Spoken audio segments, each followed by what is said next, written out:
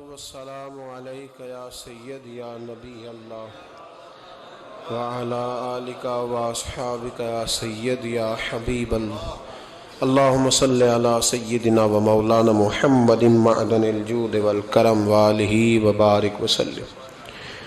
حمد و صلاۃ کے بعد بعض افعال، بعض الفاظ ایسے ہیں جو قرآن پاک نے دو متضاد چیزوں کے لیے بیان کیے، لیکن دونوں جگہ پہ اس کا مفہوم بڑا کھول کر واضح بیان فرمایا۔ ایک لفظ ہے ہرس، طمع، لالچ۔ اس کو قرآن پاک نے خیر کے معنی میں بھی استعمال فرمایا ہے۔ ایک لالچ بڑا اچھا ہوتا ہے۔ وہ لالچ کون سا ہے؟ وہ نیکی کا لالچ ہے، وہ خیر کا لالچ ہے، وہ تبلیغ کا لالچ ہے، وہ اشاعت دین کا لالچ ہے۔ زیادہ سے زیادہ میں نیکی اکٹھی کر لوں، اس لالچ کو قرآن اور حدیث نے پسند فرمایا ہے۔ میری طرف سے زیادہ لوگوں کا فائدہ ہو جائے، اس لالچ کی قرآن نے تعریف کی، حدیث نے تعریف کی، قرآن و سنت نے حوصلہ افزائی کی، بلکہ نبی پاک علیہ السلام کے بارے میں قرآن نے کہا حریص علیکم، وہ تمہاری بھلائی چاہنے میں جلدی کرتے ہیں۔ یہ بڑا محمود لالچ ہے، بڑا پیارا لالچ ہے۔ دین دور دور تک پھیل جائے، زیادہ سے زیادہ میری وجہ سے کام دین کا ہو جائے، یہ لالچ بڑا اچھا ہے۔ میں گلی گلی دین کے ادارے بنا دوں، یہ لالچ بڑا ہی پیارا ہے، یہ بڑا عمدہ لالچ ہے۔ جگہ جگہ میرے سبب سے خیر پھیلے، یہ لالچ بڑا ہی اچھا ہے۔ میں زیادہ سے زیادہ صدقہ اور خیرات کروں، یہ لالچ بڑا ہی، بول کیوں نہیں رہے آپ؟ نہیں اچھا کہ مشکل ہے کام؟ یہ پاک علیہ السلام نے فرمایا تم نے کسی نیکی کو چھوٹا نہیں سمجھنا۔ ضروری نہیں کہ تم کہو کہ میں نے 10 لاکھ ہی خرچ کرنا ہے، 10 کروڑ ہی۔ فرمایا کسی نیکی کو چھوٹا نہیں سمجھنا۔ تم اپنے بھائی سے مسکرا کے مل لو، اللہ تمہیں صدقے کا اجر عطا کر دے گا۔ بس جو نیکی تمہارے ہاتھ آتی ہے نا، اس کا لالچ کرو۔ زیادہ سے زیادہ عبادت، زیادہ سے زیادہ خیر، زیادہ سے زیادہ بھلائی، زیادہ عمرے، زیادہ حج، زیادہ تلاوت، زیادہ عبادت، زیادہ جد و جہد، اس کا لالچ پیدا کرو۔ اس کی حضور نے حوصلہ افزائی فرمائی۔ زیادہ خیر بانٹو، زیادہ خیر، زیادہ کام پہ۔ بلکہ بعض ایسے مواقع ہیں جن پہ ہمارا نفس ہمیں کہتا ہے یار میری کوئی ذمہ داری تو نہیں نا ساری، وہ ہمیں اندر سے آواز دیتا ہے کہ تیری کوئی ذمہ داری ہے کہ سارا تو نہیں کرنا ہے۔ نبی پاک صلی اللہ علیہ وسلم کی بارگاہ میں ایک شخص نے آ کے کسی چیز کا سوال کیا، بخاری مسلم میں موجود ہے۔ تو حضور علیہ السلام نے فرمایا اس وقت تو میرے پاس وہ چیز جو تو مانگ رہا ہے، اتنی دولت تو موجود نہیں بظاہر، تو اس طرح کر فلاں آدمی کے پاس جا اور میرے نام پہ قرضہ لے لے، میں بعد میں اسے دے دوں گا۔ حضرت عمر بولے، کہا یا رسول اللہ صلی اللہ علیہ وسلم، جو وہ چیز آپ کے پاس موجود نہیں، اللہ تو پابند نہیں کرتا کہ وہ کام ضرور کریں۔ ہمارے اندر سے آواز آتی ہے نا روز یہ۔ حضرت عمر نے اس کی عکاسی فرمائی، کہا اللہ تو پابند نہیں کرتا، آپ کے پاس ہے تو دے دیں، نہیں ہے تو آپ منع فرما دیں۔ نبی پاک نے حضرت عمر کی بات کو پسند نہیں کیا۔ اب حضرت بلال بولے، عرض کرنے لگا یا رسول اللہ آپ بانٹیں، آپ کا رب آپ کو ضرور عطا فرمائے گا۔ تو نبی پاک علیہ السلام نے جناب بلال کی بات کو پسند فرمایا ہے۔ ہم کیا کہتے ہیں، میرے لیے کوئی ضروری ہے کہ سارا میں نہیں کرنا ہے؟ کوئی ضروری ہے سارا میں نہیں کرنا ہے؟ آپ یہ ہرس، یہ لالچ، یہ شوق پیدا کریں کہ نیکیاں ساری میں نے جمع کرنی ہے، میں نے جد و جہد کرنی ہے، میں نے آگے بڑھنا ہے۔ دین کا کام جب ہم بڑھانے کی بات کرتے ہیں تو لوگ کہتے ہیں جی بس ٹھیک ہے کام ہو رہا ہے نا، آپ کو کیا ضرورت ہے آگے جانے کی؟ وہ خدا کے بندو، رسول پاک علیہ السلام ڈیوٹی لگا کے گئے، فرمایا بلغ عنی ولو آیا، ایک ایک آیت لے لو اور دنیا میں پھیل جاؤ، نکلو میدانوں میں، نکلو دور دراز، دین کے لیے زیادہ سے زیادہ منصوبہ بندی کرو، گلی گلی ادارے بنا دو، گلی گلی اذان کی آوازیں آئیں، ہر چوک میں دین کا پیغام پھیلے، ہر نگر میں مراکز قائم کرو، اس میں ہرس پیدا کرو، لالچ پیدا کرو۔ مکانات بنانے کے لالچ سے حضور نے منع کر دیا، اس لالچ کو پسند نہ فرمایا۔ نبی پاک صلی اللہ علیہ وسلم نے تفاخر کے لیے، غرور کے لیے، جمع کرنے کے لیے اور ایک دوسرے پر جتلانے کے لیے دولت اکٹھی کرنے سے منع فرمایا۔ ایک شخص گزر رہا تھا تو بڑی تیزی سے گزرا نبی پاک صلی اللہ علیہ وسلم کے سامنے سے۔ حضرت ابو درداء رضی اللہ تعالیٰ عنہ کہتے ہیں ایک صحابی نے کہا دیکھو کتنا چست ہے، کاش یہ چستی دین کے لیے ہوتی۔ تو نبی پاک علیہ الصلوۃ والسلام نے فرمایا اگر یہ اپنے بچوں کی روزی کمانے کے لیے جا رہا ہے تو پھر بھی اللہ کے راستے میں ہی ہے، اگر یہ ماں باپ کی خدمت کے لیے جا رہا ہے روزی کمانے تو پھر بھی اللہ کے راستے میں ہے۔ تو حضور نے فرمایا اگر اس لیے جا رہا ہے کہ میں ذرا دوسروں سے دولت زیادہ جمع کر لوں تو پھر فرمایا یہ شیطان کے راستے میں، یہ پھر دین کے راستے میں۔ وہ جو تفاخر ہے نا، ہمارے ہاں دوڑ لگی ہوئی ہے دولت ہی دولت، اس لالچ کو پسند نہیں کیا۔ یہ طمع ہے، یہ دوڑ ہے، یہ انسانی خواہشات کا وہ سمندر ہے جو کبھی پر نہیں ہوتا، یہ وہ طلب ہے جو کبھی پوری، یہ وہ نشہ ہے جس سے انسان کبھی سیر نہیں ہوتا۔ اور قرآن پاک نے مثال دی، فرمایا الہاکم التکاثر، تمہیں غافل کر دیا ہے دنیا کی طلب نے، مال کی طلب میں تم اتنے غافل ہو گئے کہ حتی زرتم المقابر، یہاں تک کہ تم نے قبروں کے منہ دیکھ لیے، پیسے لینے جا رہے تھے رستے میں مر گئے، دولت اکٹھی کرنے جا رہے تھے کہ راہ میں وقت آ گیا، حتی زرتم المقابر، اتنا تمہیں گمراہ کر دیا، اتنا تمہیں غافل کر دیا دولت جمع کرنے کے لالچ نے کہ تم قبروں تک پہنچ گئے۔ آخری وقت آیا ہے لیکن ابھی تک دولت کی ہوس ختم نہیں ہوئی۔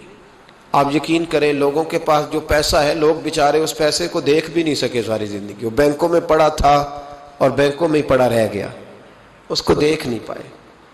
اتنی جائیدادیں جمع کرنی تھی، ان جائیدادوں میں کبھی وہ وقت گزار نہ پائے۔ ان سے تو ان کے مزارے اچھے جنہوں نے کم از کم ان زمینوں میں وقت تو گزارا، وہاں رہ تو سکے وہ، لیکن دولت کا نشہ روز بروز لوگوں پہ چڑھتا جا رہا، روز بروز۔ میرے نبی پاک علیہ السلام نے ایک فتنے سے اپنی امت کو آگاہ کیا، یہ فتنہ تھا، حضور نے آگاہ کیا، فرمایا اپنے دل کا جائزہ لے لو کہیں تم تو ایسے نہیں، بخاری مسلم ہے، آگاہ کیا۔ حضور فرمانے لگے انسان جیسے جیسے بوڑھا ہوتا ہے نا، دو چیزیں اس میں جوان ہوتی ہیں۔ یہ پہلے حضور کیوں یہ باتیں بتاتے تھے؟ اس لیے کہ ہم جائزہ لے لے کہ ہمارے اندر تو نہیں یہ فتنہ۔ جیسے جیسے بوڑھا ہوتا ہے دو چیزیں جوان ہوتی ہیں۔ یا رسول اللہ صلی اللہ علیہ وسلم وہ کون سی؟ فرمائے ایک اس کا دل کرتا ہے سارا زمانہ مجھے پوچھ کے چلے، میری عزت کرے، وہ سمجھتا ہے کہ اب ہر آدمی مجھ سے پہلے پوچھے۔ اور دوسرا فرمایا جیسے جیسے بوڑھا ہوتا ہے اس کے اندر دولت کا لالچ بڑھتا جاتا ہے، اس کی ذمہ داریاں کم ہو رہی ہیں پر اس کا وہ لالچ، وہ ہوس، وہ نشہ وہ اتر نہیں رہا، یہ تباہ کر دیتا ہے۔ یہ قیدی ہے شخص جو دولت کا پجاری ہے، یہ قیدی ہے، یہ ختم نہیں ہوگا۔ حضرت عیسیٰ علیہ السلام کی ایک بات نے نا رستہ بڑا کھول دیا۔ آپ کیا سمجھتے ہیں یہ دولت مند لوگ آزاد ہیں؟ توجہ ہے میری بات پر؟ دولت مند لوگ آزاد ہیں تو قیدی ہیں۔ ان کو تو اپنوں کے رشتے ان کے ساتھ ذات کے نہیں ہوتے، جیب کے ہوتے ہیں۔ ہمیں اپنی قدر کا اس دن پتہ چلے گا جس دن دولت سے علیحدہ ہو کے کھڑے ہوں گے، پھر پتہ چلے گا ہماری قیمت کیا ہے۔ جیب کے رشتے اور ہوتے ہیں، ذات کے رشتے اور ہوتے ہیں۔ میرے عزیز جناب عیسیٰ علیہ السلام کا ایک فرمان رستے کھولتا ہے۔ آپ فرمایا کرتے تھے دنیا کی دولت کو اپنا آقا نہ بنانا ورنہ یہ تمہیں گمراہ کر کے غلام بنا لے گی۔ اسے کبھی بھی اپنا آقا، کچھ لوگوں کا دین ایمان سب کچھ معاذ اللہ دولت بن گئی، سب کچھ بے قدراں کچھ قدر نہ جاتی، کیتی خوب تسلی ہو۔ ایک درویش نے شکوہ کیا، کہتا میں دین بتاتا رہا پر لوگوں نے میری قدر نہ کی، میرے ساتھ کھڑے دنیا دار کی قدر کی۔ بے قدراں کچھ قدر نہ جاتی، کیتی خوب تسلی ہو۔ اے دنیا دار پجاری زر دے کتیاں دے گل ٹلی ہو۔ بک بک روسن اکھیاں ویکھنا، ویکھ حویلی کلی ہو۔ تے کوچ نصیر اساں جدو کیتی پہ جانی تھرتھلی ہوں. ساری زندگی دولت کے پیچھے ہی بھاگتے رہے, تھکا دیا اس نے. انسان کا نفس چھوٹے بچے کی طرح ہے, اس کی ایک خواہش پوری کرو تو یہ دوسری مانگتا ہے, دوسری پوری کرو تو تیسری پوری کرو تو چوتھی. میں ابھی تھا کچھ دن پہلے پنجاب کا جو صحرائی علاقہ ہے وہاں سے میں گزر رہا تھا تو میں نے جھونپڑیاں دیکھی. بچے ایک کونے میں چلے گئے تو میں نے 2-4 اونٹ چرانے والے لوگوں کے پاس جا کے ان سے پوچھا کہ کیا حال ہے. کہنے لگے الحمدللہ. انہوں نے اس طرح کے کپڑے پہنے تھے جس طرح ہم کام پہ بھی کپڑے کام والے بھی نہیں پہنتے. ویسے دکھی ہیں سارے لوگ ہی, سارے پریشان ہیں, پیسے کوئی نہیں, لیکن وہ کپڑے ڈیوٹی پہ بھی جاتے وقت لوگ نہیں پہنتے جو ان بیچاروں نے پہنے تھے. تو میں نے ان سے پوچھا کہ صاحبو آپ کہاں رہتے ہیں؟ تو کہنے لگے یہ صحرا کے اس پار وہ سامنے جو جھونپڑیاں نظر آ رہی ہیں وہ ہمارے ہی گھر ہیں. تو میں نے کہا آپ کرتے کیا ہیں؟ کہنے لگے اونٹ چراتے ہیں. تو میں نے کہا کس طرح کے حالات ہیں؟ ریت سے بھرے ہوئے چہروں کے اندر سے آواز آئی اللہ کا بڑا شکر ہے, اللہ کا.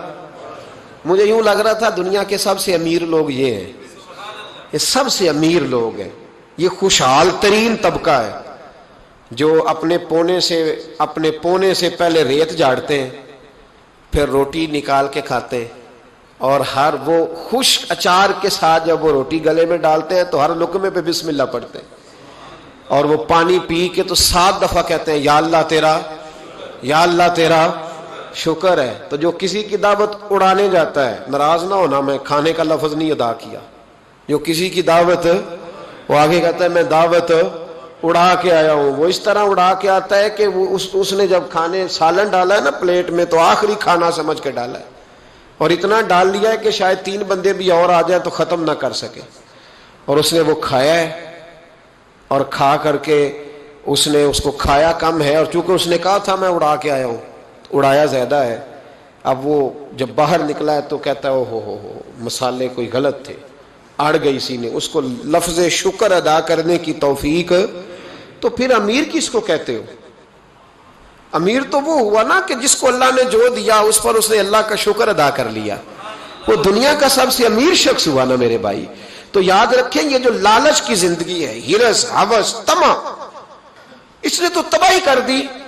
تو مسائل اتنے زیادہ بنا دیے, کرپشن لالچ کی وجہ سے ہوتی ہے. ورنہ سرکاری ملازمین کی تنخواہ اس وقت ایسی نہیں ہے کہ جس میں گزارا نہ ہو سکے, ٹھیک ٹھاک گزارا ہوتا ہے. اسمبلی کے ممبران کے پاس اتنے الاؤنسز ہیں کہ آپ سوچ نہیں سکتے.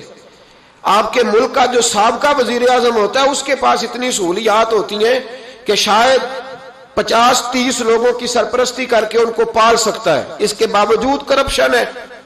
بھوک کی وجہ سے نہیں ہے, لالچ کی وجہ سے.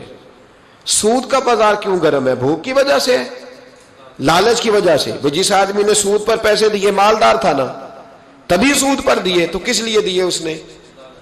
لالچ ہے.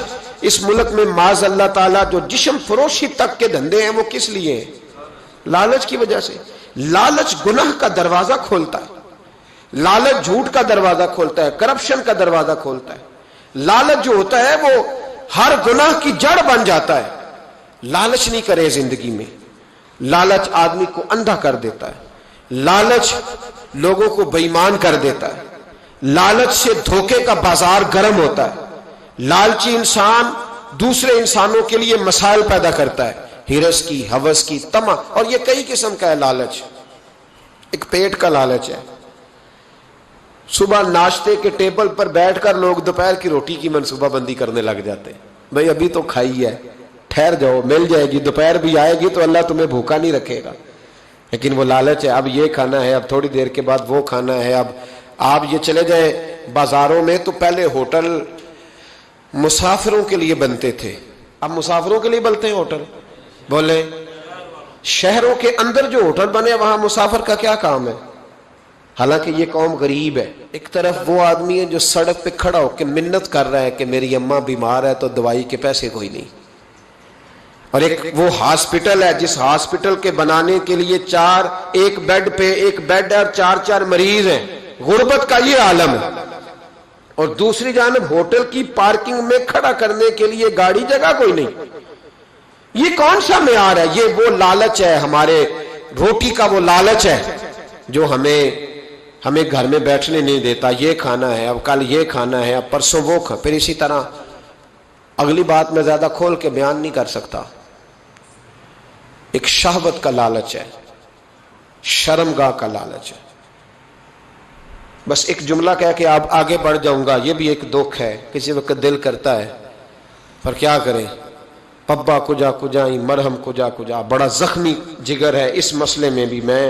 میں جب اعداد و شمار دیکھتا ہوں تو پاگل ہو جاتا ہوں. بس ایک بات کہتا ہوں اور آگے گزر جاتا ہوں. امام غزالی کا ایک جملہ یاد رکھنا، فرماتے تھے جو پیٹ کا لالچی ہوتا ہے نا وہ بیمار ہوتا ہے، اور جو شرمگاہ کا لالچی ہوتا ہے وہ پاگل ہو جاتا ہے. اور آپ فرماتے ہیں جو پیٹ کا لالچی بیمار ہو کے مرتا ہے، اللہ ہمیں محفوظ فرمائے، اللہ ہماری پردے داری کرے. امام غزالی فرماتے ہیں پیٹ کا لالچی بیمار ہو کے مرتا ہے، اور شرمگاہ کا لالچی ذلیل ہو کے مرتا ہے. وہ ذلیل ہوتا ہے زمانے میں، وہ ذلیل ہو کے مرتا ہے. جو شرمگاہ کا لالچی گندا ہے گھر میں بیوی ہونے کے باوجود، یہ بھی ایک لالچ ہے، یہ بھی ایک ہرس ہے، ہوس ہے، طمع ہے جو لوگوں کی پوری نہیں ہوتی. اسی لیے تو برائی کے اڈے قائم ہوئے، اسی لیے تو برائی کے اڈے قائم ہوئے. تو بھائی یہ لالچ مال کا جب ہوتا ہے. اور ایک بات اور، امام فخر الدین رازی نے ایک نئی اس پہ جرح فرمائی ہے، اس عنوان پر ایک اور عنوان انہوں نے باندھا ہے. یہ امام صاحب کی بات ہے، میری نہیں. امام صاحب فرماتے ہیں لالچ امیروں میں بھی ہوتا ہے، اور لالچ جی آپ فرماتے ہیں کہ غریب تانا دیتے ہیں کہ دیکھو یہ امیر کتنا لالچی، حالانکہ ہوتے خود بھی لالچی ہے، ان کا ہاتھ نہیں پڑا کسی جگہ پہ، اس لیے دوسروں کو تانا دے رہے ہیں. گچھا ہاتھ نہیں آیا تو انگور کھٹے. کہتے ہیں وہ کتنا لالچی ہے، دیکھو اتنی بڑی دکان ہے پھر ایک اور کھول لی، حالانکہ خود بھی بڑا لالچی ہے، لیکن چونکہ کسی جگہ سیٹ نہیں ہو پایا، کسی گچھے تک اس کا ہاتھ نہیں پہنچا تو دوسروں پہ تانا زنی کرتا ہے. امام صاحب فرماتے ہیں کہ غریب بھی لالچی ہوتا ہے، امیر بھی لالچی. اور آپ فرماتے ہیں لالچ کا تعلق نہ زبان سے ہے نہ مال سے ہے، لالچ کا تعلق دل سے ہے. تو غریب تانا زنی نہ کرے، ذرا اپنے دل پر نظر ڈالنے کہ اگر تیرے ہاتھ کو چیز آتی تو جانے دیتا تھا. اگر تیرا دل کہتا ہے کہ میں نے قابو کر لینی تھی تو پھر دوسرے پہ تانا نہ ڈال. میرے نبی پاک صلی اللہ تعالی علیہ وسلم نے مثال ارشاد فرمائی. حضور علیہ الصلوۃ والسلام فرمانے لگے انسان کہتا ہے مالی مالی مالی، میرا مال میرا مال میرا مال. یہ نبی پاک کا فرمان ہے اور بخاری مسلم کی صحیح حدیث ہے. فرمایا انسان کہتا ہے میرا مال میرا مال، اور پھر بیوی کو بھی کہتا ہے گھر تیرا نہیں گھر میرا ہے. بچوں سے جھگڑا ہو جائے تو کہتا ہے نکال دوں گا کان سے پکڑ کے، گھر تمہارا نہیں گھر میں. کہتا ہے نا ساری زندگی میرا مال، اور پھر دوبارہ 3 دفعہ حضور نے بیان فرمایا. نبی پاک فرمانے لگے نہیں بھائی، تیرا ایک مال وہ ہے جو تو نے کھا لیا اور پہن لیا، اور ایک تیرا مال وہ ہے جو تو نے صدقہ کر کے آگے کے لیے جمع کرا لیا، وہ تیرا جمع ہو گیا. فرمایا وہ جو تیسرا مال ہے وہ تیرا نہیں، وہ جو تجوری میں بند ہے وہ مال تیرا، وہ جو بینک میں پڑا ہے وہ پیسے تیرے. تیرا ایک مال وہ ہے جو تو نے کھا لیا اور پہن لیا، وہ سیدھا ہو گیا، اور ایک وہ ہے تیرا اصل مال جو تو نے صدقہ کر کے آگے کے لیے باقی وارثوں کا ہے، وہ تیرا، وہ تو کسی کے مال کا محافظ ہے. بلکہ ایک اور حدیث کنز المال میں بڑی خوبصورت ہے. نبی پاک صلی اللہ علیہ وسلم نے نا صحابہ کے ساتھ جب بات کرتے تھے تو مثالوں سے بات کرتے تھے تاکہ انہیں سمجھ آ جائے. میرے محبوب کا انداز یہ تھا کہ بہت پڑھا لکھا آدمی بھی حضور سے فیض حاصل کرتا تھا، اور جس بیچارے کو الف با تا صا بھی نہیں پڑھنا آتا تھا وہ بھی نبی پاک سے پورا فیض حاصل کرتا تھا. خوشی ہوئی ہے نا آپ کو بات سن کے؟ میری طرف دیکھیں. اقبال نے حضور کی شان کو بیان کیا، کہنے لگے تیری نگاہ ناز سے دونوں مراد پا گئے. اقبال کہنے لگے تیری نگاہ ناز سے، تیری نگاہ ناز سے دونوں مراد پا گئے. عقل غیاب و جستجو، عشق حضور و اضطراب کا محبوب جو عقل کے پلندے لے کے آیا تھا تو نے اسے بھی فیض دیا ہے، اور جو جنون کی وادی لے کے آیا تھا میرے محبوب اسے بھی تیرے کرم سے فیض ملا ہے. تو حضور مثال دے کے سمجھاتے تھے، عام آدمی کے ذہن میں بات اتر جاتی تھی۔ نبی پاک نے مثال دی، کنز العمال میں حضرت ابو درداء رضی اللہ تعالیٰ عنہ سے حدیث موجود ہے۔ حضور علیہ السلام فرمانے لگے، بھائی ایک بندے کے 3 بھائی تھے، مثال دیکھنا اور ذرا سمجھانے کا انداز دیکھنا میرے حبیب کا۔ کریم رسول صلی اللہ تعالی علیہ وسلم فرمانے لگے اس کے 3 بھائی تھے، اس کے انتقال کا وقت آ گیا۔ اس نے ایک بھائی سے پوچھا، بھائی میں تو دنیا سے جا رہا ہوں، تو میرے ساتھ کیا کرے گا؟ اس نے کہا میں نے تیرے ساتھ کیا کرنا ہے، بس جیسے ہی تو فوت ہو جائے گا تیرا رستہ اور ہے، میرا رستہ اور ہے۔ تو نبی پاک علیہ السلام نے صحابہ سے فرمایا اس بھائی کے بارے میں تمہارا کیا خیال ہے؟ کہا حضور یہ تو بالکل سلام کے قابل بھی نہیں، اس سے تو اتنا سا بھی تعلق نہیں رکھنا چاہیے، جو فوت ہوتے ہی کہہ رہا ہے کہ تیرا رستہ۔ سمجھ آ رہی ہے میری بات؟ خوش ہو کے بیٹھے اور غور سے سنے۔ کہا تیرا رستہ اور ہے اور میرا رستہ، تو صحابہ کہنے لگے حضور اس سے سلام دعا بھی نہیں رکھنی چاہیے، کوئی تعلق نہیں، بھاڑ میں جائے، یہ بھی کوئی بھائی ہے؟ کہتا ہے ختم ہوتے رشتے بھی ختم۔ نبی پاک علیہ السلام نے فرمایا، پھر اس نے دوسرے بھائی سے پوچھا کہ یار میں تو دنیا چھوڑ رہا ہوں، تو میرا بھائی ہے، تیرا میرا رشتہ ہے، اب تو بتا میں اگر مروں گا تو میرے ساتھ کیا کرے گا؟ تو اس نے کہا بھائی میں تیری تیمارداری بھی کروں گا، جب تو فوت ہو جائے گا میں تیرے غسل کے ساتھ بھی شریک ہوں گا، لوگوں کے تجھے کفن بھی پہناؤں گا، اپنے کندھوں پہ تجھے سوار کر کے قبر تک لے جاؤں گا، دفن میں بھی شریک ہوں گا، جنازہ بھی پڑھوں گا، تیری قبر پہ مٹی بھی ڈالوں گا، لیکن پھر ساری دنیا واپس آئے گی تو میں بھی آ جاؤں گا۔ نبی پاک فرمانے لگے اس بھائی کے بارے میں کیا خیال ہے؟ عرض کی یا رسول اللہ صلی اللہ علیہ وسلم یہ پہلے والے سے تو بہت بہتر ہے، پہلے والے سے تو بہت بہتر ہے، تیمارداری بھی کر رہا ہے، غسل کفن بھی کر رہا ہے، جنازے میں بھی شریک ہو رہا ہے، جنازے کو کندھا بھی دے رہا ہے، دفن میں بھی شریک ہے۔ حضور فرمانے لگے اب اس نے تیسرے سے پوچھا کہ میں اگر دنیا سے جاؤں گا تو میرے ساتھ کیا کرے گا؟ تو اس نے کہا میں جب تیری جان نکلنے کا وقت آئے گا تو تیری آسانی کے لیے تیرے سرانے کھڑا ہو جاؤں گا، اور جب تیری روح پرواز کرے گی تو میں قبر تک بھی تیرے ساتھ جاؤں گا، لوگ دفن کر کے آئیں گے، میں قبر کے اندر بھی جاؤں گا، اور جب پل صراط پہ تو گزرنے لگے گا اس وقت بھی میں تجھے حفاظت سے گزارنے کی کوشش کروں گا، اور جب میزان عمل پر اعمال تلیں گے اس وقت بھی میں تیرے ساتھ کھڑا رہوں گا اور تیری سفارش کروں گا تاکہ تو صحیح طریقے سے اعمال تل جائے۔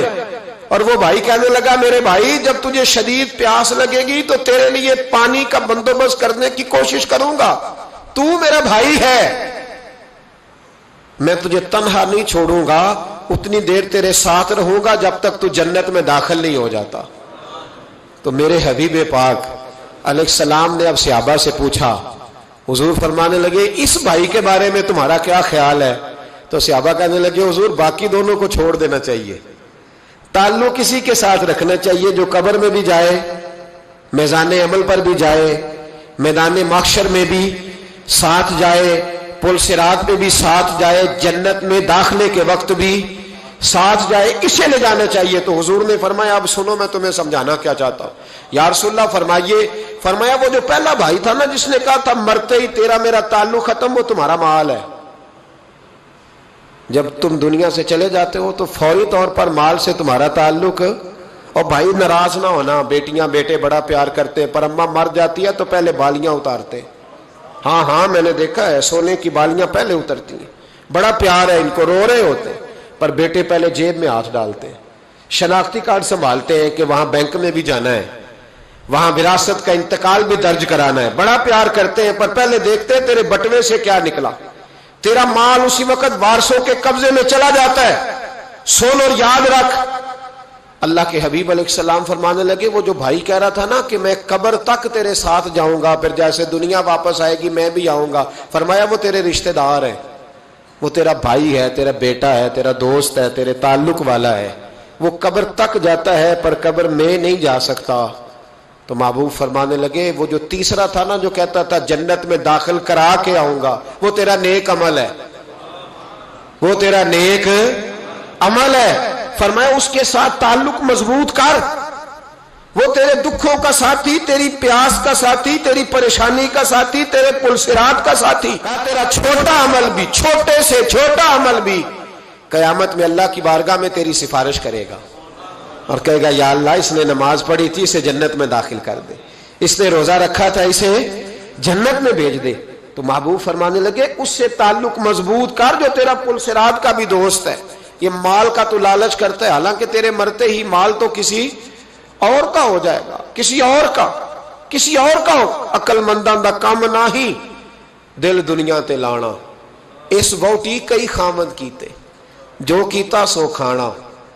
اس کے تو یہ تو کبھی کسی کی اور کبھی کسی کی، اس کی زمین اور کل زمین، اس ووٹی کئی خامد کیتے جو کیتا سو کھانا۔ تو بھائی یاد رکھ لیں اور سمجھ لیں نبی پاک صلی اللہ تعالی علیہ وسلم۔ باقی اگر آپ لالچ کریں گے تو لالچ پورا کبھی بھی نہیں ہوتا۔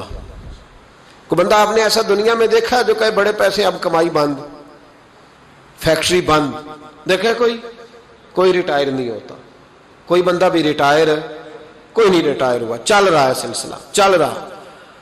کچھ درویش ہیں، درویش اللہ والے، جنہوں نے واقعی بند کیا ہوا ہے اپنے اوپر خواہشوں کا دروازہ۔ وہ کہتے نہیں دروازہ نہیں کھولنا ورنہ یہ دوبارہ بند نہیں ہوتا۔ یاد رکھ لینا، کچھ درویش ہیں جنہوں نے اپنے اوپر دروازہ، خواہشات کا دروازہ اپنے اوپر وہ نہیں کھولتے۔ ایک سلطان یحییٰ نام کا بادشاہ گزرا ہے، عرب کے کچھ حصوں کا حکمران تھا، تو اس کو بڑا شوق تھا لوگوں کو بانٹنے کا۔ دو قسم کے لوگ ہوتے ہیں نا، کچھ کو جمع کرنے کا شوق ہوتا ہے، کچھ کو شوق ہوتا ہے کوئی روٹی کھا لے۔ حضرت ابراہیم علیہ السلام بغیر مہمان کے کھانا، کچھ ایسے بھی ہوتے ہیں جن کے گھر بندہ چلا جائے تو پتیلی پہ ڈھکنا دے لیتے ہیں۔ اپنا اپنا فرق ہے نا جی، ہر آدمی کا اپنا اپنا ذوق ہے، منت کرتے ہیں کسی کی۔ مجھے بڑی بات پسند ہے شیخ سعدی کی، قرضے لے لے کے مہمان نوازی کرتے تھے۔ ایک دن سارے مقروض کٹھے ہو گئے، کہنے لگے بابے پیسے دے۔ بابا جی کہتے ہیں وہ پیسے مانگ رہے ہیں، مجھے ٹینشن ہے کہ انہوں نے کھوایا کچھ نہیں، مجھے پریشانی لگی۔ ایک بچہ کوئی چیز بیچ رہا تھا، وہ کھیل مرونڈا نہیں بیچتے بچے، وہ بیچ رہا تھا تو آ گیا، تو کہنے لگا لینی ہے، تو بابا جی کہنے لگے میرے مہمانوں کو کھلا دے ساری۔ بچہ بھی راضی ہو گیا کہ سارا اکٹھا ہی گاہک مل گیا ہے، تو سارا جب کھلا دیا کہنے لگا پیسے، تو شیخ سعدی فرمانے لگے تو بھی بیٹھ جا، یہ سارے پیسے لینے آئے ہوئے ہیں، بیٹھ جا، ان کے پیسے انہیں ملیں گے تو تجھے بھی۔ تو بچہ رو پڑا، رویا، کہنے لگا میں تو یتیم ہوں، 4 بہنیں چھوڑ کے آیا، اماں کی دوائی بھی لے کے جانی، مجھے تو پیسے چاہیے۔ بچہ رویا تو شیخ سعدی کا ایک مرید آیا، اس نے لا کے نظر پیش کی، کہا حضور یہ نذرانہ ہے، 400 دینار لایا۔ تو حضرت سعدی نے سب کو دیے، بچے کو بھی دیے، سب لوگ چلے گئے۔ تو ان قرض لینے والوں میں سے ایک بندہ سمجھدار تھا، حضرت سعدی کے پاس آ کے کہنے لگا بابا سمجھ نہیں آئی، ہم برسوں سے لینے آ رہے تھے، مل نہیں رہے تھے، کتنے مہینوں سے مانگ رہے ہیں نہیں مل رہے تھے، آج فٹافٹ مل گئے۔ تو شیخ سعدی بزرگ تھے نا، تو بزرگوں والی بات کر گئے، کہنے لگے تم میں رونے والا کوئی نہیں تھا نا، پوری مجلس میں ایک بھی رونے والا ہو تو سب کا کام بن جاتا ہے۔ رونے والا عاشق دا کم رونا توڑا، اے بنا رویو نہیں منظوری، بنا رویو نہیں منظوری تے بنا رویو نہیں منظوری۔ عاشق سدا ہی روندا رہندا، پاویں وصل ہوئے تے پاواں دوری کا، رونے والا ایک آ گیا ہے تو سب کا کام بن گیا ہے۔ تو کچھ لوگوں کو شوق ہوتا، بادشاہ کو، سلطان یحییٰ عرب کے کچھ حصوں کا بادشاہ تھا، شوق بڑا تھا لوگوں کو کھلانے پلانے کا، بڑا شوقین تھا، بڑا بانٹتا تھا، اور کئی دفعہ معاذ اللہ اس پر فخر بھی کرتا تھا جو نہیں کرتا، تکبر سے بھی کہتا تھا بڑی جائیدادیں آؤ جس نے لینا ہے، تکبر بھی کرتا تھا معاذ اللہ جو نہیں کرنا چاہیے تھا۔ ایک دن جامع مسجد کے باہر کھڑے ہو کے نا بانٹنے لگا، کوئی فقیر آیا تو ایک مٹھی بھر کے اشرفیاں دے دی، کسی کو سونا دے دیا، کسی کو چاندی دے دی۔ ایک درویش بابا جی کونے میں بیٹھے ہوئے، اسی کسی دے کچھ بھی نہیں لگ دے، کوئی ضرورت نہیں، کونے میں بیٹھے۔ آپ یقین کریں، آپ تھوڑا سا رخ ادھر کریں، دنیا پیچھے پیچھے ہو جاتی ہے۔ اگر آپ پیچھے بھاگیں گے تو آگے دوڑ کے بھاگے گی۔ یہ مزاج ہے قوم کا، کسی کا حال پوچھ لیں وہ بگڑ جاتا ہے، کہتا ہے مجھ سے کوئی کام ہوگا تبھی تو پوچھا ہے، اور آپ چپ کر جائیں، خاموش ہو جائیں، یہ بھی بڑی مصیبت ہے کہ پیار کر لیں تو اس کا بھی نقصان دیکھنے میں آتا ہے، کہتے ہیں پتہ نہیں میرے اندر کیا لالچ ہے، کیا خوبی ہے جس وجہ سے مجھ سے اتنی محبت ہو رہی ہے۔ وہ بابا جی کونے میں توجہ ہی نہیں کی، جب توجہ نہ کی تو سلطان کی توجہ خود بخود ہو گئی۔ سلطان یحییٰ کہنے لگے بابا کوئی قابل توجہ آدمی ہے، سب لوگ لائنوں میں لگے ہوئے بھاگ رہے ہیں، بادشاہ آیا ہے، یہاں تو شادی پہ کھانا کھل جائے تو بڑے بڑے امیروں کا پتہ چل جاتا ہے کہ بننے کیا لگا ہے، کہتے پتہ نہیں دوبارہ چھوٹے گوشت کی ٹرے آئے گی کہ نہیں آئے گی، اور اتنا سارا رکھ لیتے ہیں کہ علمان والحفیظ، بڑے بڑے امیروں کے پول کھل جاتے ہیں، پتہ چلتا ہے کتنے تگڑے امیر ہیں۔ تو جب اس نے کہا اشرفیاں، سونے، ہیرے، جواہرات، تو جو نہیں تھے فقیر وہ بھی لائنوں میں لگ گئے، لیکن وہ فقیر پھٹے پرانے کپڑے، سانو تخت ہزارے دی لوڑ کیے، نالے کی لگے شہر بمبول دے نال، اسی اپنی بال کے سیکنے، سانو کی لگے کسی اور دے نال۔ اور اقبال نے اس کی تشریح کی، اقبال کہنے لگے ہوا گو تند و تیز ہے لیکن چراغ اپنا جلا رہا ہے۔ ہوا گو تند و تیز ہے، تیز ہوا میں چراغ نہیں جلتے، ہوا گو تند و تیز ہے لیکن چراغ اپنا جلا رہا ہے۔ وہ مرد درویش حق نے جس کو عطا کیے ہیں انداز خوش روانہ، فرماتے ہیں جسے اللہ نے بے نیازی دے دی، لالچ سے دور کر لیا، وہ کسی کی پرواہ، وہ اپنا چراغ جلاتا ہے، اپنی مٹی پہ چلنے کا سلیقہ سیکھو، سنگ مرمر پہ چلو گے تو پھسل جاؤ گے۔ وہ بابا بیٹھا ہے تو بادشاہ کہنے لگا اسے بھی بلاؤ، بابے کو بلایا، کہنے لگا تجھے کچھ نہیں چاہیے؟ بابا کہنے لگا چاہیے تو بڑا کچھ، پر تجھ سے نہیں چاہیے۔ کہا کس سے چاہیے؟ فرمایا اس سے چاہیے جو دے کے حساب نہیں پوچھتا، بغیر حساب دیتا ہے، اس سے چاہیے۔ کہنے لگا نہیں، دروازہ کھلا ہے، تو بھی لے لے۔ بابا کہنے لگا میں لے تو لوں پر تو دے کچھ نہیں نہ سکتا۔ بادشاہ کو غصہ آیا، اکڑ تھی، تکبر تھا، کہنے لگا تو کیوں نہیں میں دے سکتا، تو سوال کر۔ تو بابے نے ساتھ والے فقیر سے لکڑی کا کالا پیالہ پکڑا، ہوتے نا فقیروں کے پاس مانگ، لکڑی کا کالا پیالہ، تو کہا لو دے دو کچھ۔ اس نے فوری طور پر سونے کی اشرفیاں مٹھی بھری اور لکڑی کے پیالے میں ڈالی۔ اب جب پیالے میں ڈالی تو کڑ کڑ کی آواز تو آئی، پر پتہ نہیں وہ کدھر گئی ساری اشرفیاں۔ دوسری مٹھی ڈالی تو پھر کڑ کڑ کی آواز آئی، پر اشرفیاں کدھر گئی کوئی پتہ نہیں چلا۔ تیسری، چوتھی، پانچویں، بابے کا پیالہ خالی کا خالی، 2 دفعہ بھی، 4 دفعہ بھی۔ یہ بادشاہ لوگ ضدی ہوتے ہیں، مانتے نہیں جلدی، کیونکہ انہیں کسی نے بتا دیا ہوتا ہے نا سارا کچھ تم ہی ہو، اڑ جاتے۔ ہاں جو جس منصب پہ بھی بادشاہ ہوتا ہے اڑ جاتا ہے۔ اس نے کہا میں بھی ضدی ہوں، پیالہ بھر کے چھوڑنا ہے۔ ایک بوری منگا لی، دوسری منگا لی، تیسری منگا لی۔ بابا خوش ہے، مطمئن ہے، چلو ڈالو، تم نے کہا تھا ملیں گی۔ اب وہ مٹھی ڈالتا، کبھی اشرفیاں، کبھی ہیرے، کبھی چاندی، پر پتہ نہیں کدھر جاتی۔ بالآخر آہستہ آہستہ بیک ہونے لگ گیا۔ وزیر کہنے لگا بادشاہ پیچھے سے بوریاں ختم ہو گئی ہیں، اب نئی منگانے لگیں گی، پیچھے کوئی چیز بھی نہیں، ختم ہو گیا سارا کچھ۔ انسان کسی کو کیا دے سکتا ہے؟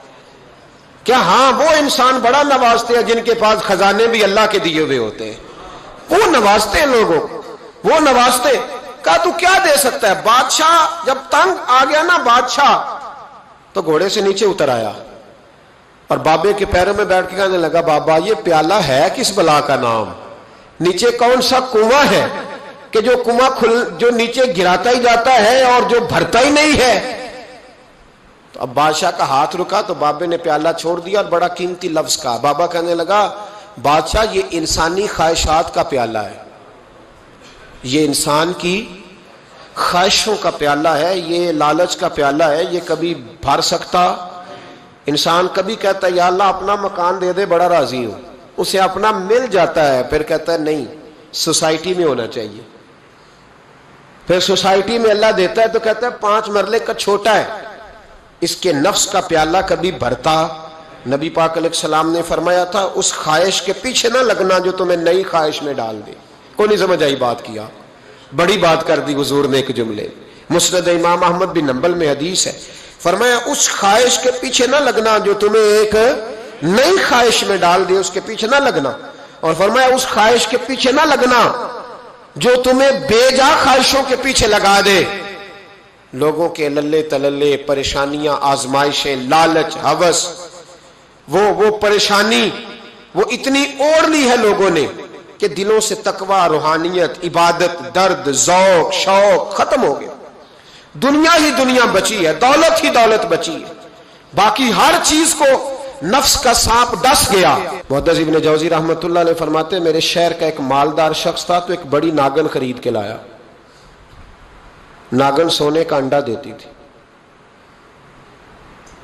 ناگن، پر انڈا سونے کا انڈا دیتی تھی۔ اس کے بال بچوں نے بھی، ایک ہی بیٹا تھا، بیوی تھی، انہوں نے کہا ابا یہ ناگن ہے، اس کا کام ڈسنا ہے، تو خیال کر کیا کہا تھا حضرت سلطان بہو نے, کھارے خوہ کدی مٹھے نہیں تھیندے, پاویں سہ منا گڑ پائیے تے سپاں دے پت کدی میتھ نہیں تیندے, پاویں چولیاں دودھ پیائیے. اس کی فطرت میں ڈسنا ہے. تو یہ ڈسے گی, بات ختم ہو گئی. کہا نہیں, سونے کا انڈا دیتی ہے. رکھ لیا گھر میں. بکری رکھی ہوئی تھی, پالتو بکری. بکری کو ناگر نے ڈس لیا, بکری تڑپ کے مر گئی. بیوی اور بیٹا کہنے لگے خیال کر, بکری کو ڈس لیا نا اس نے کہا بکری کتنے کی؟ کہا 6 دینار کی. سونے کا انڈا کتنے کا؟ کہا 50,000 دینار کا. تو کہنے لگا چھوڑو, انڈا تو مل رہا ہے نا, اگرچہ ناگن ہے, انڈا تو آ رہا ہے نا. کچھ دنوں کے بعد گھر میں گھوڑا رکھا تھا, گھوڑے کو ڈس لیا, تڑپ کے مرا گھوڑا. اس کو پھر سمجھایا بیوی اور بیٹے نے کہ بس کر دے, یہ ناگن ہے, یہ ڈسے گی. اس نے کہا گھوڑا کتنے کا؟ کہا 20 دینار کا. تو انڈا کتنے کا؟ 50,000 دینار کا. تو چھوڑو, گھوڑا مرنے تو نیا لے آئیں گے. اللہ اکبر. ایک نوکر گھر میں رکھا تھا جانوروں کو چارہ ڈالنے کو. اچانک اس نے چارہ جو اٹھایا تو اندر وہ ناگن بیٹھی تھی. اس نے ہاتھ پہ ڈسا, غریب نے چیخیں ماری, چیخیں. پر غریبوں کی چیخیں لوگوں کو سنائی نہیں نہ دیتی. غریبوں کی چیخیں لوگ دروازے بند کر لیتے. لوگوں نے اس لیے کالے شیشے لگائے ہیں کاروں کو کہ غریبوں کی چیخیں نہ دکھائی دے نہ سنائی دے. ناگن نے ڈسا, چیخنے لگا نوکر, لیکن غریب کا خون بھی سستا ہوتا ہے نا. اس کا سارا وجود زہر سے پھٹ گیا. لیکن مالک کو ترس نہ آیا, کہنے لگا نیا ملازم آ جائے گا. اب بیوی اور بیٹے نے پیروں میں بیٹھ کے سمجھایا کہ بس کر دے, اس کو چھوڑ دے کہیں یا مار ڈال, یہ ناگن ہے. اس نے کہا پاگل ہو گئے ہو, کبھی سونے کا انڈا دیکھا ہے؟ سونے کا انڈا دیتی ہے. وقت گزرنے لگا, چند مہینے سکون کے گزرے, لوگ بات بھول گئے. ایک دن سویرے سویرے کمرے سے ماں کے رونے کی آواز آئی, اور جب اماں چیخی خاوند دوڑا تو کہنے لگی لے تیرے سونے کے انڈے بچ گئے. اور وہ دیکھ میرے بیٹے کو ڈس کے بستر سے اتر گئی ہے. وہ دیکھ میرا اکلوتا بیٹا. ابھی بیٹے کو اٹھا کے طبیب کے پاس لے جانے ہی لگے تھے, وہ اپنے گھر کے دروازے تک پہنچا تھا کہ جناب اسرائیل پہلے تشریف لے آئے. اب جب واپس آیا, بیٹے کا جنازہ بڑا مشکل ہے باپ کے لیے اٹھانا, بڑا مشکل ہے, بڑا مشکل. رونے لگا, چیخنے لگا. ایک بیٹا وہ بھی پردہ کر گیا. جنازہ اٹھا, لوگ اس کو دفن کرنے کے لیے نکلے تو ماں نے بھی سارا سامان سمیٹا. ماں نے بھی واپس آ کے کہنے لگا تو کہاں جا رہی ہے؟ کہنے لگی اس ویڑے میں, اس صحن میں میرے بیٹے کی موت ہوئی. یہاں سونے کے انڈے بچے پر میرا بیٹا نہیں بچا. میں نے اس آنگن کو کیا کرنا ہے جس میں سونا تو پڑا ہو پر بیٹا ماں پکارنے والا ہو ہی کوئی نہ. میری تو ساری آرزویں اجڑ گئی, تیرے لالچ نے ہر چیز تباہ کر دی. کہنے لگا میں اسے مار ڈالوں گا, نکال دوں گا. اب کیا فائدہ, تو ختم ہو گئی بات. دے قدراں کچھ قدر نہ جاتی, کیتی خوب تسلی ہوں. دنیا دار پجاری زر دے, کتیاں دے گل ٹلی ہوں. اب کیا فائدہ. بی بی نکلی تو شخص چوک میں آیا, ڈنڈا لیا, ناگن کو مارا.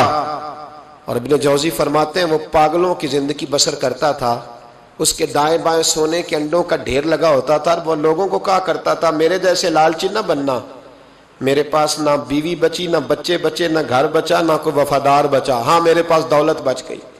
آج لوگوں نے دولت بچائی, دولت بچائی, دولت. سگا بھائی علیحدہ کر دیا, بہن سے ملاقات ترک کر دی, یہ پیسے مانگتی ہے. لوگوں نے ہر رشتہ ناتا توڑ دیا, دولت بچائی. دولت میرے رسول پاک صلی اللہ تعالی علیہ وسلم نے فرمایا ہر امت کو ایک فتنہ ملا, آزمائش آئی. میری امت کا فتنہ مال ہے, مال. اس سے بچنا, یہ فتنہ ہے, تمہیں آزمائش میں ڈال دے گا. لالچ کے پجاری بن کر لوگ جگہ جگہ گلی گلی گھومتے. لالچ کے پھندے گلوں میں ڈال کے لوگ پھانسی کے قریب چلے گئے. لالچ کا لبادہ اوڑھ کر لوگ بہروپیے بن گئے. لوگ عقیدتوں کو, محبتوں کو, دین کو, مذہب کو بھی دولت کے نام پر تولنے لگے ہیں. خدا را واپس لوٹو, یہ لالچ نے نہ ہمارا کوئی رشتہ دار چھوڑا نہ تعلق چھوڑے. زندگی اکٹھے رہے دو بھائی, اکٹھے رہے, ایک دوسرے کے بچوں کو کبھی علیحدہ نہیں سمجھا. لیکن جیسے ہی دولت آئی تباہی کر گئی, تباہی. میں ایک شخص کے جنازے میں شریک تھا, جنازے میں, تو میں نے اسے کہا تیرے چچا کے بیٹے کہاں ہیں؟ تو کہا وہ نہیں آئے. میری کبھی ملاقات ہوئی تو میں نے کہا چچا کا جنازہ کیوں نہیں پڑھا؟ کہنے لگے چھوڑ دو, قابض تھا, غاصب تھا, ساری جائیداد پہ قبضہ کر گئے, اس قابل تھا جنازہ پڑھا جائے. میں دیر تک سوچتا رہا کہ یار حد ہو گئی, لوگ دولت کی خاطر اتنے دور ہوئے کہ جنازوں سے بھی رہ گئے. قرآن بول پڑا الہاکم التکاثر حتی زرتم المقابر, فرمایا تمہیں غافل کر دیا دنیا جمع کرنے کے لالچ نے یہاں تک کہ تم قبروں میں چلے گئے. قناعت اختیار کرو, یہ نفس کا دروازہ خود بند کرنا ہے, خود اس کو بند کرو گے تو بچو گے, ورنہ یہ پریشان کرے گا, یہ تکلیف دے گا, یہ آزمائش میں رکھے. فقط دولت بچے گی اور کچھ بھی نہیں بچے گا, کوئی شے نہیں بچے, فقط دولت. اس کو بند کرو. ایک حدیث پاک میں میرے محبوب پاک علیہ السلام نے ساری بات کو سمیٹ دیا. حضور فرمانے لگے لالچ کرو گے تو ذلیل ہو جاؤ گے, اور اللہ کے دیے پر قناعت کرو گے تو اللہ تمہیں عزتیں عطا فرما دے گا. تو سمجھ لے جسے اللہ نے عزت دی ہوئی ہے نا, ہاں اسے کسی نہ کسی قناعت کی بدولت ہی اللہ نے دی. قناعت اختیار کرے قد اونچا ہو جائے, صبر کرے, حوصلہ کرے, اللہ کی رضا پر راضی رہنا سیکھے. زندگی میں کبھی لالچ نہ کرنا. زندگی میں ہمارا تو بہن بھائی سے بھی لالچ شروع ہو گیا, ہمارے تو رشتے لالچ کی بنیاد پر, تعلق داریاں لالچ کی بنیاد پر. بتائیے جس نے بیٹے اور بیٹی کا رشتہ لالچ کی بنیاد پر کیا ہے تو وہ بہو بیاہ کے لایا ہے, داماد لایا ہے کہ یا پیسہ بیاہ کے لایا ہے؟ تو رشتے ناتے ہر چیز کی بنیاد جب لالچ, یا تو پیری مریدی لالچ کی بنیاد پر, وہ فلاں آدمی فلاں کا مرید ہوا تھا تو وارے نیارے ہو گئے تو تم بھی جاؤ. بھئی یہ رشتہ بھی اب لالچ کی بنیاد پر ہوگا. حضرت میاں شیر محمد شرف پوری رحمت اللہ علیہ کے پاس ایک شخص نے آ کے کہا حضور میں فلاں آدمی کا مرید ہوا, پہلے ایک کارخانہ تھا میرے 3 ہو گئے. فرمانے لگے تیرا تو بیڑا گرک کر دیا اس نے, چاہیے تھا تیری پچھلی دنیا داری سے جان چھڑاتا, تجھے اس نے اور دنیا دار بنا دیا. ایک کو تیرے ساتھ خیر خائی کی ہے, چاہیے یہ تھا کہ تجھے دنیا سے علیحدہ کرتا. یہاں پیر بھی وہی کامل ہوتا ہے جس کی پھوک لگی اور بارے نیازے ہو جائے, پیسے ہی ختم نہ, اس کو لوگ سمجھتے ہیں کامل مرشد. سن لے, غوث اعظم جیلانی فرماتے کاملیت وہی ہے جو نبی پاک نے سکھایا ہے. حضور کے صحابہ جب نبی پاک کے غلام ہوتے تھے تو سب سے پہلے انہیں تجارت میں نقصان ہوتا تھا, اس لیے کہ کافر ان سے